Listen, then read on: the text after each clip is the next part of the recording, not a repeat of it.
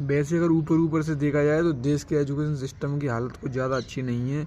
जितनी बुरी हालत हमारे देश के एजुकेशन सिस्टम की चल रही है, शायद ही किसी और एजुकेशन सिस्टम की चल रही हो।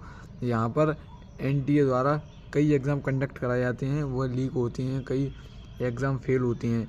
सीबीएसई का एग्ज़ाम कंडक्ट कराया गया एनटीए के द्वारा, उसमें बच्चों को मार्क्स गलत दिए गए। जीडी का पेपर लीक हो गया, नीट का पेपर लीक हो गया, और सीयूईटी जो कि एक कॉमन सा एग्ज़ाम होता है उसे भी एनटीए ने लीक करवा दिया। और अब एनटीए बोल रही है कि हम इन पेपरों को एयरफोर्स द्वारा कंडक्ट करा के अच्छी तरह कराएंगे। लेकिन मुझे डॉक्टर भीमराव अम्बेडकर साहब कहते हैं, उनकी लाइन याद आती है कि जब तक इस देश का युवा बेरोजगार रहेगा, जब तक देश का युवा अनपढ़ रहेगा, जब तक इन नेताओं का वोट बैंक बनता रहेगा। और यह नेता किसी को पढ़ा लिखा रखना नहीं चाहते, क्योंकि उन्होंने कहा था एजुकेट, एजिटेट और ऑर्गेनाइज इस दुनिया की सबसे बड़ी चीज़ें हैं।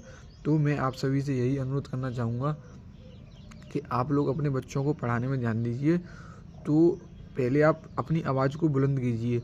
अगर आप इन नेताओं से डरकर अपनी आवाज़ को बुलंद नहीं कर पाएंगे तो शायद ही आप अपने जीवन में कुछ सफल चरण उठा पाएंगे। क्योंकि जब तक आप अपने बारे में, अपने बच्चों के बारे में नहीं सोचेंगे, जब तक आप अपने जीवन में कुछ नहीं कर पाएंगे।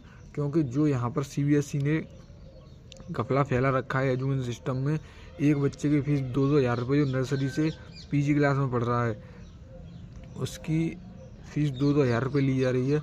तो मेरा ऐसा मानना है कि यह फ़ीस बहुत ही ज़्यादा है, क्योंकि बहुत से ऐसे व्यक्ति हैं जिनका रोज़ की कमाई भी 200 से कम है, तो वह महीने के कुल मात्र 6,000 कमाते हैं। वो अपने एक बच्चे की फीस 2,000 देंगे, तो उनके कुल 3 बच्चे भी हों तो उनका पूरा खर्चा तो फीस ही फीस में हो जाएगा, और वह खाना कहाँ से लाएंगे। तो मैं सरकार से तो कुछ अनुरोध करता नहीं हूँ, लेकिन कांग्रेस जनता पार्टी से अनुरोध करना चाहता हूँ कि आप लोग इस चीज़ पर ध्यान दें और सरकार से सवाल पूछें कि ये जो हमसे इतनी फ़ीस ली जा रही है, इस किस चीज़ के लिए ली जा रही है। और मैं एनटीए से भी अनुरोध करना चाहूँगा कि आप अपने काम को खुद ही करें। एयरफोर्स को, उसके पास पहले से ही बहुत जिम्मेदारी हैं, उन्हें इन चीज़ों को लीक करने में कोई दिलचस्पी नहीं है। तो आप अपना काम स्वयं करें, एयरफोर्स को इस चीज़ में ना उठाएं। धन्यवाद।